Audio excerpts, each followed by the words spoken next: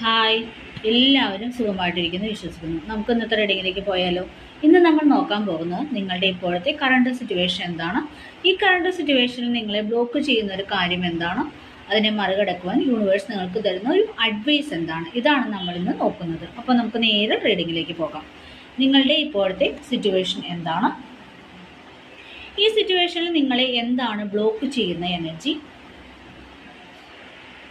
ഇതിനെ മറികടക്കാൻ യൂണിവേഴ്സ് നിങ്ങൾക്ക് തരുന്ന ഒരു അഡ്വൈസ് എന്താണ്.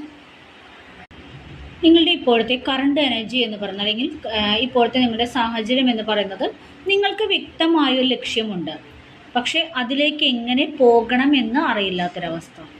വ്യക്തമായൊരു ഗോള് നിങ്ങൾക്കുണ്ട്, അതിലേക്ക് എങ്ങനെ ഡ്രൈവ് ചെയ്ത് പോകാമെന്ന് ഒരു സ്റ്റക്ക് എനർജി നിൽക്കുന്നു. നിങ്ങൾ അവിടെ നിൽക്കുകയാണ്, പോസ്റ്റ് ചെയ്ത് നിൽക്കുന്നൊരവസ്ഥയാണ്. എന്താണ് വേണ്ടത് എന്ന് നിങ്ങൾക്കറിയാം, ഒരു ലക്ഷ്യം നിങ്ങൾക്കുണ്ട്, അതിലേക്ക് പോകണമെന്ന് ഒരു ഉൾവിളിയും നിങ്ങൾക്കുണ്ട്, പക്ഷെ എന്തോ ഒരു പോസ്റ്റ് എനർജിയിലാണ് നിങ്ങളിപ്പോൾ നിൽക്കുന്നത് എന്നാണ് കാണുന്നത്. ഇതിൽ നിങ്ങളുടെ ബ്ലോക്ക് എന്ന് പറയുന്നത് പേജ് ഓഫ് വാൺസ് എന്ന് പറഞ്ഞ ഒരു എനർജിയാണ്. അതായത് നിങ്ങൾക്ക് ആ തുടങ്ങുന്ന കാര്യത്തിൽ ഒരു ക്യൂരിയോസിറ്റി ഒക്കെ ഉണ്ട്, പക്ഷെ അത് എങ്ങനെ പൊടിതട്ടി എടുക്കണം, ഒന്ന് ഫ്രഷ് ആയിട്ട് സ്റ്റാർട്ട് ചെയ്യണം എന്നുള്ള ഒരു ബ്ലോക്കാണ് നിങ്ങൾക്കുള്ളത്.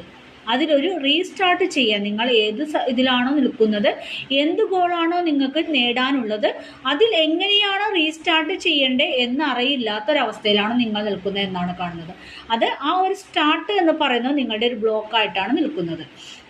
ഈ ബ്ലോക്കിനെ മറികടക്കാൻ യൂണിവേഴ്സ് നിങ്ങൾക്ക് തരുന്ന അഡ്വൈസ് എന്ന് പറയുന്നത് സെയിം കാര്യം തന്നെയാണ് ഇവിടെ പറയുന്നത്. പേജ് ഓഫ് പെറ്റിക്കിൾസ്, 2 പേജ് എനർജിയാണ്. പേജ് തന്നെയാണ് നിങ്ങൾക്ക് ബ്ലോക്കും, നിങ്ങൾക്കുള്ള അഡ്വൈസ് എന്ന് പറയുന്നത് പേജ് തന്നെയാണ്.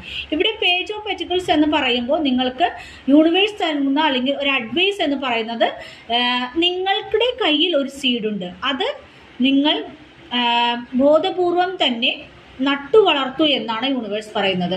അതിനെ കണ്ടില്ല എന്ന് നടിക്കുകയല്ല ഈ സമയം ചെയ്യേണ്ടത്.